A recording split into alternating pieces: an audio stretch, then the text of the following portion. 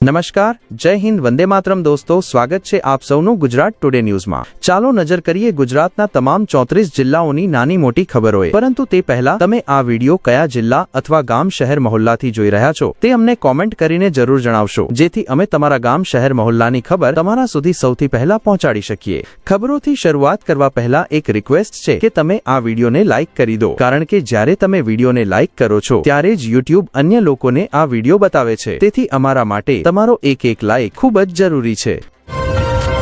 અહમદાબાદમાં એક ખાનગી શાળામાં મોટી વારદાત બની। અહીં 8મી ક્લાસના એક વિદ્યાર્થીએ કથિત રીતે 10મી ક્લાસના વિદ્યાર્થીની છરી મારીને હત્યા કરી। ઘટનાના બાદ ગુસ્સે ભરાયેલા સ્થાનિક લોકો અને અભિભાવકોએ શાળા પરિસરમાં ભારે તોડફોડ કરી। પોલીસે આરોપી વિદ્યાર્થીને હિરાસતમાં લઈ લીધો છે અને મામલાની તપાસ શરૂ કરી છે। આ ઘટના શાળાઓમાં સુરક્ષા વ્યવસ્થાને લઈને પ્રશ્નો ઊભા કરી રહી છે। સ્થાનિક લોકોનું કહેવું છે કે નાની નાની વાતોમાં ઝઘડા વધી રહ્યા છે, જેના કારણે આવી વારદાતો થઈ રહી છે। કેન્દ્ર સરકારની પ્રધાનમંત્રી ઉજ્જવલા યોજના દેશની ગરીબ અને જરૂરતમંદ મહિલાઓ માટે મોટી રાહત સાબિત થઈ રહી છે। આ યોજનાના હેઠળ બીપીએલ પરિવારની મહિલાઓને મફત એલપીજી ગેસ કનેક્શન આપવામાં આવી રહ્યું છે, જેથી તેમને ધુમાડાથી થતી બીમારીઓમાંથી રાહત મળી શકે। સુરતમાં એક મોટો ચોરીનો મામલો સામે આવ્યો। અહીં એક ડાયમંડ કંપનીની તિજોરી કાપીને 32 કરોડ રૂપિયાના હીરા ચોરી થઈ ગયા હતા। પોલીસ તપાસમાં મોટો ખુલાસો થયો કે કંપનીના માલિક અને તેના પુત્ર જ આ ચોરી પાછળ હતા। બંનેને ધરપકડ કરવામાં આવી છે। તપાસમાં જાણવા મળ્યું કે આ આંતરિક સાજિશ હતી, જેમાં કંપનીના અંદરના લોકો સામેલ હતા। સુરત પોલીસે ખાસ ટીમ બનાવીને મામલાની ઊંડાણપૂર્વક તપાસ કરી, જેના બાદ આ ધરપકડ કરવામાં આવી। આ ઘટના હીરા વ્યવસાયની સુરક્ષા પર પ્રશ્નો ઊભા કરી રહી છે। બંગાળમાં મતદાર યાદીના વિશેષ ઘન પુનરીક્ષણના બીજા ચરણના હેઠળ મંગળવારે ડ્રાફ્ટ મતદાર યાદી જાહેર થશે।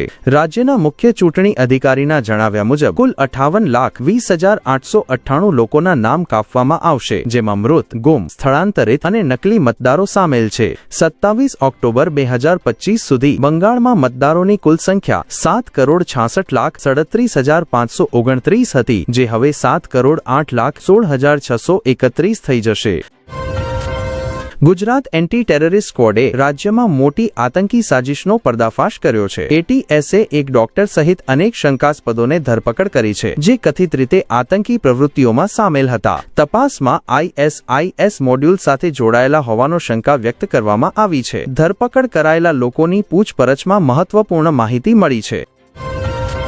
બનાસકાંઠાના પાલનપુર સ્થિત એક ITI કોલેજમાં વિદ્યાર્થીઓની મારપીટનો વિડિયો સોશિયલ મીડિયા પર વાયરલ થયો છે। આ વિડિયોમાં સ્પષ્ટ દેખાઈ રહ્યું છે કે એક શિક્ષક વિદ્યાર્થીઓને બેલ્ટથી મારતો હતો। ત્યારબાદ ABVPએ શિક્ષક વિરુદ્ધ કડક કાર્યવાહી કરવાની માંગ સાથે 24 કલાકનું અલ્ટિમેટમ આપ્યું છે।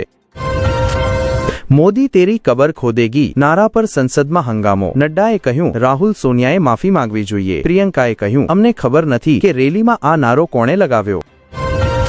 ગુજરાત પોલીસ વિભાગમાં મોટો પ્રશાસનિક ફેરબદલ થયો છે। કુલ 105 IPS અને SPS અધિકારીઓના બદલી કરવામાં આવ્યા છે। આ બદલીઓ રાજ્યમાં કાયદો વ્યવસ્થા મજબૂત કરવા અને અધિકારીઓને નવી જવાબદારીઓ સોંપવાના હેતુથી કરવામાં આવી છે। યાદીમાં અનેક વરિષ્ઠ અધિકારીઓના નામ સામેલ છે। આ ઉપરાંત એક પૂર્વ કોંગ્રેસ પાર્ષદની હત્યાનો મામલો પણ સામે આવ્યો છે, જેમાં ગોયા તળાવ કિનારે ફરતા સમયે વારદાત થઈ હતી। પોલીસ તેની તપાસ કરી રહી છે। ગુજરાતમાં ઠંડીની અસર વધી ગઈ છે। અનેક વિસ્તારોમાં ન્યૂનતમ તાપમાનમાં ઘટાડો નોંધાયો છે અને સવાર સાંજ કોહરું છવાઈ રહ્યું છે। અહમદાબાદ, સુરત અને અન્ય શહેરોમાં ઠંડીનો પ્રકોપ અનુભવાઈ રહ્યો છે। હવામાન વિભાગના જણાવ્યા અનુસાર આવનારા દિવસોમાં ઠંડી વધુ વધી શકે છે, પરંતુ કોઈ મોટો હવામાન પરિવર્તન અથવા વરસાદની સંભાવના નથી। મહારાષ્ટ્રના લાતુર જિલ્લામાં એક વ્યક્તિએ બીમાના પૈસા માટે પોતાની મોતનું નાટક રચ્યું। તેણે એક માર્ગચારીની હત્યા કરી, કાર સળગાવી, પરંતુ ગર્લફ્રેન્ડને મોકલેલા મેસેજથી સાજિશ ખુલ્લી પડી। પોલીસે તેને કોલ્હાપુર અને પછી સિંધુદુર્ગ જિલ્લામાંથી ધરપકડ કરી। તેણે 1 કરોડ રૂપિયાની જીવન બીમા પોલિસી લીધી હતી અને ઘરનું લોન ચૂકવવા માંગતો હતો। ગુજરાત ભ્રષ્ટાચાર વિરોધી બ્યુરોએ આજે ગાંધીનગરમાં મોટું અને સફળ જાળ બચાવી એક પોલીસ ઇન્સ્પેક્ટર અને CID ક્રાઇમના એક કોન્સ્ટેબલને 30 લાખ રૂપિયાની લાંચ લેતા રંગે હાથ પકડ્યા। અહમદાબાદ મુંબઈ રાષ્ટ્રીય રાજમાર્ગ પર વડોદરા શહેર નજીક વાઘોડિયા ચોકડી પુલ પર એક અજ્ઞાત વાહનની ટક્કરથી 2 મિત્રોના મોત થયા। આ ભયાનક અકસ્માતમાં એક યુવકનું સ્થળ પર જ મોત થયું, જ્યારે બીજો બાઇક સવાર ગંભીર રીતે ઘાયલ થયો અને તેને સાયજી હોસ્પિટલ લઈ જવામાં આવ્યો, પરંતુ સારવાર દરમિયાન તેનું પણ મોત થયું। સોમવાર રાત્રે યમુના એક્સપ્રેસવે પર ઘન કોહરામાં આગ્રાથી નોઈડા જઈ રહેલા અનેક વાહનો પરસ્પર ટકરાઈ ગયા, જેના કારણે 6 બસો અને 2 કારમાં ભીષણ આગ લાગી. અકસ્માતમાં 4 લોકો બળી જવાથી મોતને ભેટ્યા, જ્યારે અંદાજે 150થી વધુ ઘાયલોને હોસ્પિટલમાં દાખલ કરવામાં આવ્યા છે. બનાસકાંઠાના પાલનપુર સ્થિત એક ITI કોલેજમાં વિદ્યાર્થીઓની મારપીટનો વિડીયો સોશિયલ મીડિયા પર વાયરલ થયો છે. આ વિડીયોમાં સ્પષ્ટ દેખાઈ રહ્યું છે કે એક શિક્ષક વિદ્યાર્થીઓને બેલ્ટથી મારતો હતો. ત્યારબાદ ABVPએ શિક્ષક વિરુદ્ધ કડક કાર્યવાહી કરવાની માંગ સાથે 24 કલાકનું અલ્ટિમેટમ આપ્યું છે. ગુજરાત ભ્રષ્ટાચાર વિરોધી બ્યુરોએ આજે ગાંધીનગરમાં મોટું અને સફળ જાળ બછાવી એક પોલીસ ઇન્સ્પેક્ટર અને CID ક્રાઇમના એક કોન્સ્ટેબલને 30 લાખ રૂપિયાની લાંચ લેતા રંગે હાથ પકડ્યા. નોંધનીય છે કે જ્યારે એક ખાનગી ડિટેક્ટિવ અને એક સશસ્ત્ર પોલીસ કોન્સ્ટેબલે કોલ સેન્ટરના એક કેસમાં કાર્યવાહી ન કરવા અને સમાધાન કરવા માટે લાંચની માંગ કરી હતી, ત્યારે આજે ACBએ જાળ બછાવી બંનેને રંગે હાથ પકડ્યા અને આગળની તપાસ કરી રહી છે. RRB મહેન્દ્રના ચેરમેન સંજય કુમારે આપેલી માહિતી મુજબ જલ્દી જ રેલવેમાં લેવલ 1 માટે અંદાજે 22,000 પદો માટે નોટિફિકેશન જાહેર કરીને અરજીઓ મંગાવવામાં આવશે. આ ભરતી માટે રેલવે મંત્રાલય તરફથી મંજૂરી મળી ચૂક્યા છે.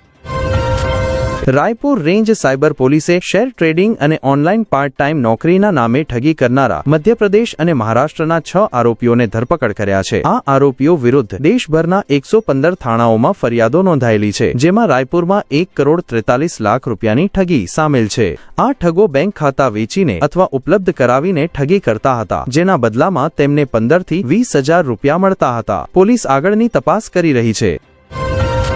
સુરતના સિંગનપુર વિસ્તારમાં એક ભયાનક અકસ્માત સામે આવ્યો છે. એક બેદરકાર ટેમ્પો ચાલકે પોતાની તેજ ગતિથી વાહન ચલાવતા રસ્તા પર ચાલતા નિર્દોષ લોકોને ટક્કર મારી. ઘટનાનું CCTV ફૂટેજ પણ સામે આવ્યું છે, જેમાં ટેમ્પો ચાલક ફળોથી ભરેલી લોરી લઈ જઈ રહેલી એક વૃદ્ધ મહિલા અને તેના પૌત્ર સાથે એક મહિલા ડ્રાઈવર સહિત 3 વાહનોને ટક્કર મારતો દેખાય છે. સોમવારે પટનામાં આયુષ ડોક્ટરોને નિમણૂક પત્ર આપતી વખતે મુખ્યમંત્રી નીતિશ કુમારે મહિલા ડોક્ટર નુસરત પરવીનના હાથમાંથી હિજાબ ખેંચી લીધો. મુખ્યમંત્રીએ પહેલા નુસરતને નિમણૂક પત્ર આપ્યો, પછી તેમને જોવા લાગ્યા. મહિલા ડોક્ટર પણ મુખ્યમંત્રીને જોઈને સ્મિત કરી. મુખ્યમંત્રીએ હિજાબ તરફ ઇશારો કરીને પૂછ્યું, આ શું છે? મહિલાએ જવાબ આપ્યો, આ હિજાબ છે મહોદય. મુખ્યમંત્રીએ કહ્યું, આને ઉતારી દેજો તમે. કેન્દ્ર સરકારે લોકસભામાં સ્પષ્ટ કર્યું કે NPS અથવા UPSના હેઠળ આવતા કેન્દ્રીય કર્મચારીઓ માટે ઓલ્ડ પેન્શન સ્કીમને પુનઃસ્થાપિત કરવાનો કોઈ પ્રસ્તાવ વિચારાધીન નથી. નાણાં મંત્રાલયે કહ્યું કે કેટલાક રાજ્યોએ OPS ફરી શરૂ કરી છે, પરંતુ NPSમાં જમા કરાયેલ કોર્પસ પરત આપવાની કોઈ જોગવાઈ નથી. સરકારે UPSના લાભોની માહિતી આપી, પરંતુ પગારમાંથી કપાયેલા યોગદાનને પરત આપવાની કોઈ જોગવાઈ નથી. શું મારે આ સ્ક્રિપ્ટ માટે કોઈ હેડલાઇન્સ તૈયાર કરી આપવાની જરૂર છે?